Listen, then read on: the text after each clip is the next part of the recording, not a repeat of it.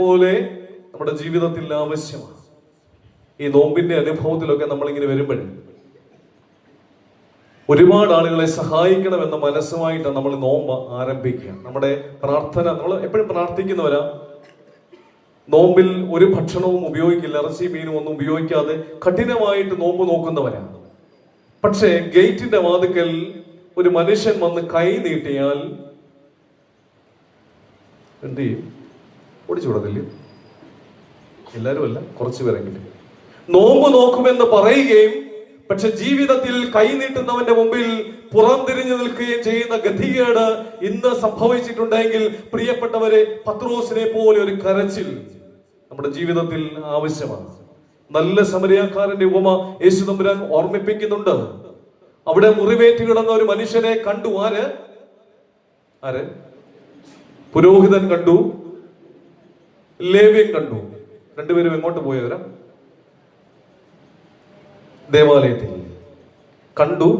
പക്ഷെ കണ്ടിട്ടും കാണാത്തതുപോലെ നടിച്ച് ഇവര് ദേവാലയത്തിൽ പോയി. അവരെ പറ്റി പിതാക്കന്മാർ എഴുതുന്നുണ്ട്. ദേവാലയത്തിലെത്തി, പക്ഷെ ദൈവത്തിൽ എത്തിയില്ല. ദേവാലയത്തിലെത്തി, പക്ഷെ ദൈവത്തിലെത്തിയില്ല. പക്ഷെ പിന്നെ കടന്നു വരുന്ന ഒരു മനുഷ്യൻ, സമരിയാക്കാരൻ.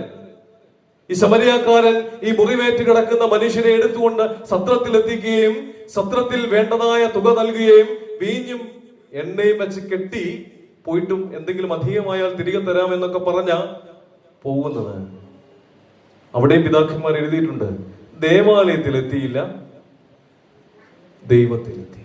ദേവാലയത്തിലെത്തിയില്ല, ദൈവത്തിൽ എത്തി.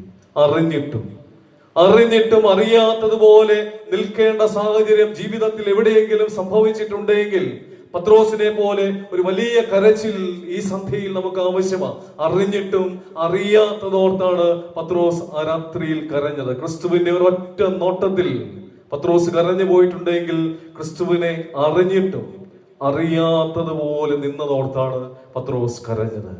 ആ ഭാഗം ഞാൻ അവിടെ അവസാനിപ്പിക്കട്ടെ.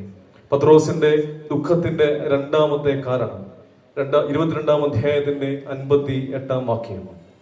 22-ാം അധ്യായത്തിന്റെ 58-ാം വാക്യം. കുറഞ്ഞൊന്ന് കഴിഞ്ഞിട്ട് മറ്റൊരുവൻ അവനെ കണ്ടു. നീയും അവരുടെ കൂട്ടത്തിലുള്ളവൻ എന്ന് പറഞ്ഞു. പത്രോസോ, മനുഷ്യ, ഞാനല്ല എന്ന് പറഞ്ഞു. മതി. കുറെ നേരം കഴിഞ്ഞിട്ട് മറ്റൊരുവൻ അവനെ കണ്ടു. നീയും അവരുടെ കൂട്ടത്തിൽ ഉള്ളവൻ എന്ന് പറഞ്ഞു. പത്രോസോ, മനുഷ്യ, നീ ഉദ്ദേശിക്കുന്ന ആള് ഞാനല്ല. മനുഷ്യ, ഞാനല്ല എന്ന് ഉത്തരമായി പറഞ്ഞു. മഹാപുരോഹിതന്റെ വീട്ടുവളപ്പിൽ നടക്കുന്ന ഒരു സംഭവമായത്. തീ കായുന്നവൻ യേശു തമ്പുരാന്റെ ശിഷ്യനാണ് എന്ന് മനസ്സിലാക്കി സംശയിച്ച് പത്രോസിന്റെ അടുക്കൽ ചെന്ന് പത്രോസിനെ ചോദ്യം ചെയ്യുന്നു. ആ ചോദ്യം ഇങ്ങനെയാ: നീയും അവരുടെ കൂട്ടത്തിൽ ഉള്ളവൻ അല്ലയോ? പത്രോസിന്റെ മറുപടി എന്താ? മനുഷ്യ, നീ ഉദ്ദേശിക്കുന്ന ആള് ഞാനല്ല. മനുഷ്യ, നീ ഉദ്ദേശിക്കുന്ന ആള് ഞാനല്ല. പക്ഷെ ഈ ചോദ്യം ചോദിച്ച ആൾക്ക് വ്യക്തമായിട്ട് അറിയാം, ഇത് യേശു തമ്പുരാന്റെ കൂടെ നടന്ന യേശു തമ്പുരാന്റെ ശിഷ്യനാണ് എന്ന്, പത്രോസാണ് എന്ന്. കാരണം ഇവൻ പത്രോസിനെ ശ്ലീഹന്മാരുടെ കൂട്ടത്തിൽ കണ്ടിട്ടുണ്ട്. ഗലീലായിലെ സംസാര രീതി അല്പം വ്യത്യാസമുണ്ട്. ഗലീല എന്ന് പറയുന്ന ദേശം വടക്കൻ ഇസ്രായേൽ ആണ്. ഈ വടക്കൻ ഇസ്രായേൽ ദേശക്കാര് സാധാരണ നാട്ടുഭാഷയും കൂടി മിക്സ് ചെയ്താ സംസാരിക്കുകയാണ്. അപ്പോൾ സ്വാഭാവികമായിട്ടും അവന്റെ സംസാര രീതി ഈ ഗലീലക്കാരന്റെ അല്ല എന്ന്, അല്ലെങ്കിൽ ഈ തെക്കൻ ഗലീലക്കാരന്റെ ആണ് എന്ന് മനസ്സിലാക്കാതെ ഈ മനുഷ്യൻ പറഞ്ഞിട്ടുണ്ടാവും. പ്രിയപ്പെട്ട സഹോദരങ്ങളെ, സംസാര രീതി കൊണ്ട് ഇവൻ പക്ഷേ പത്രോസിനെ